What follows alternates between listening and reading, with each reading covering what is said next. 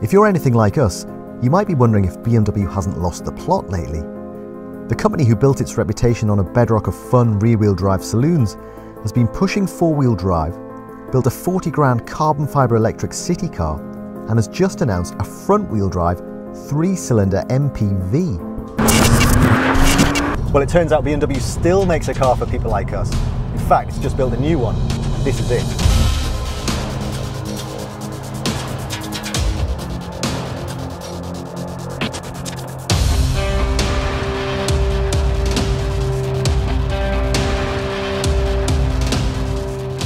It's the M235i, and it is brilliant.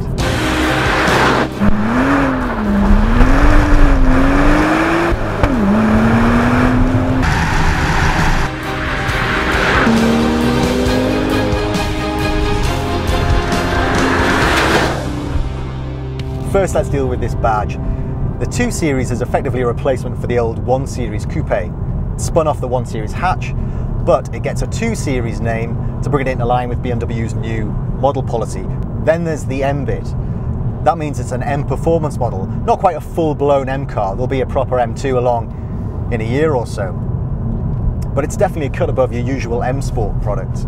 You get 4-pot calipers at the front, proper uprated suspension, and this is the only 2 Series to come with more than 4 cylinders. The engine's a 3-litre straight 6, 1 turbo, 322 brake horsepower, 332 pounds for the torque. And those are some big numbers because at 34 grand, this car sits in a segment dominated mostly by front-wheel drive cars, 4 cylinders, and usually no more than 280 horsepower. Apart from the tiniest little bit of turbo lag, you barely know it was turbocharged at all. It feels like more like you've got a natural aspirated engine, a big 5-litre V8 up front. In terms of performance, BMW says this thing will do 0 to 62 in 4.8 seconds when equipped with the ZF 8-speed auto. That's an option. Even with the 6-speed manual we've got here, it'll do it in 5 dead. That's right, a modern performance car that still comes with a manual gearbox.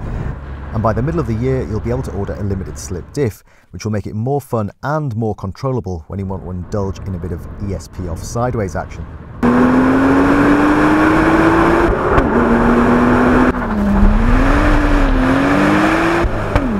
You get 18-inch wheels as standard, whether you like it or not. There's no option to upgrade. They look a bit apologetic in the arches, really, a bit weedy, but they're shod with some Michelin Pilot Supersport rubber, which is actually really sticky, certainly in the dry. Has no trouble whatsoever dealing with the horsepower. 322, pretty much delivered straight to the ground in all weathers. The chassis helps as well too. This is a really well sorted rear-wheel drive car.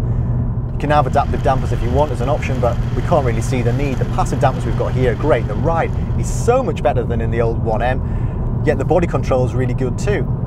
The steering could do with just a little bit more feel to really key you into the surface, but it's not bad by any means. It's quick, it's responsive, and the weighting's really nice as well. Apart from this engine, where the 2 Series really scores against its rivals, cars like the TT, Peugeot's RCZR, is in practicality stakes. This is actually a pretty usable car. They haven't got any back seats to speak of at all. This thing's got 4 proper seats, great visibility, decent boot. Where it falls down compared to those cars is, well, you only have to look at it, don't you? Hardly what you'd call handsome. And while we know BMW is keeping its powder dry for a full-blown M2, this M Performance Pack simply doesn't add enough visual drama. When even the Koreans are building sexier cars, you know it's time to make some personnel changes in the design department.